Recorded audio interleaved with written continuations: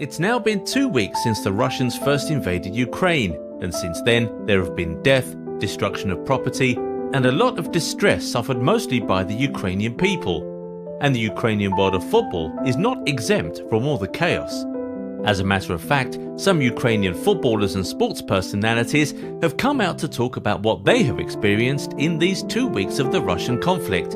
And in this video, we will be sharing some experiences of Ukrainians who have spoken out. By the way, we have to give credit to The Guardian, who curated these stories from the footballers. First is Nika Sichinava, who is a Ukrainian professional footballer and plays for Ukrainian club Kolos Kovalivka. Nika is currently suffering from an injury which kept him out of training, so he was home with his family on the day the Russians invaded. According to him, the explosions woke his little son up at 5 a.m. and he and his wife just tried to calm him down, not knowing exactly what had happened. At first they thought it was an accident, but when they checked the news, they found out the war had begun. And sadly, it felt like deja vu for Nika, because he is also Georgian and was in Georgia when the Russians invaded back in 2008. So with his experience, he was able to get himself and his wife ready quickly and left the city. They also helped out some of his teammates who were foreigners and had young families to evacuate. To make things even worse, Nika's wife is pregnant, which meant they had to make numerous stops while they were evacuating to get things for her and the kids who were with them. Anyway, they're now in a pretty safe place in a remote village, which is good news, but not really great news because they cannot move, and that's no way to live. But the Kolos club president has been amazing and really supportive to Nika and the other players who are in the hideaway. He keeps providing them with essentials and necessary information. We are extra thankful for people like this during times like these. But Alan Ousi, on the other hand, can't even say for sure that his relatives are safe, and that makes him worried sick. Alan is a Ukrainian footballer who is signed to Dynamo Kiev, but just completed a loan move to Veres Rivne, a club also in Ukraine. He talked about how, in spite of the fact that he's safe where he is not really at peace thinking of his friends and family. His grandma can't leave her home in Kiev for fear of being killed. One of his very closest friends joined the army, while another has battle tanks just outside his house. He also talked about some of his teammates who have had to virtually live in bunkers with their wives and kids to avoid being killed by the Russian bombs. And unfortunately, the club cannot do so much for them because they've also been financially affected by the invasion. Then we also heard from Alexandria defender Denis Miroshnichenko, who could not even risk giving his exact location. He only said he was still in Ukraine with his family, worried and basically just surviving on hope. According to him, there was a cloud of tension all around the country in the weeks building up to the first invasion. People were scared all around before anything had even happened. And when the war eventually started, he and his other teammates got called by the club. The players were told to go home and take an indefinite break. Despite his own distress, Denis, however, has tried to still help the Ukrainian army in his region by supplying food and provisions to them every now and then.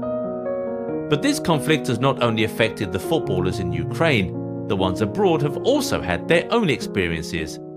Yevhen Budnik, along with his Karpaty Lviv teammates, was in Turkey preparing for the resumption of the Ukrainian Premier League in February.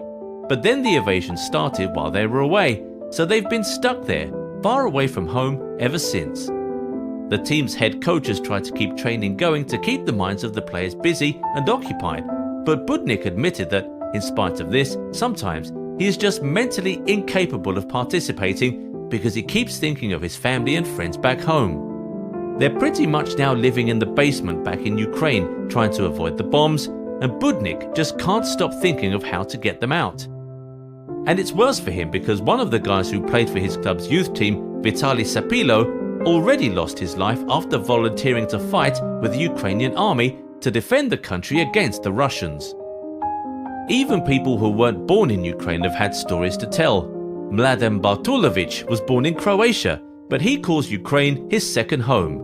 He moved to Ukraine as a teenager and he spent most of his footballing career there. In fact, he got married to a Ukrainian woman and had a child in Ukraine, so he's pretty much Ukrainian. He just very recently retired from professional football and quickly went into coaching, assisting the head coach of Inyulet Petrova in Petrova, Ukraine. And according to him, he and his team had just arrived in Kiev that morning when the first explosions were heard, and the entire squad immediately dispersed. Some went back to the training base, some went to their families. The foreign players immediately left the country, while some stayed back in the country's capital. Bartulovich himself first found his way back to the training camp and then back home, where he met his wife, who told him about bombings that had happened pretty close to where they currently live. He also talked about how worried and panicky the conflict has made people in his area. At first, people bought all the groceries from the supermarket, all the medicines from the pharmacy, and all the petrol from the fuel stations. According to him, sometimes sirens would even go on and nothing would end up happening.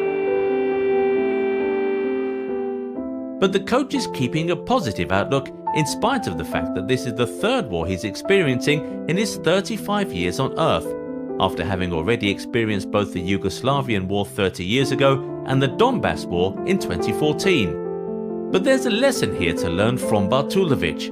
All of us over the world need to keep a positive outlook while also lending our support to the people suffering in Ukraine. And that part is really important. Make sure to support in any way you can. Pray, lend your voice, send donations, sign petitions. Just support.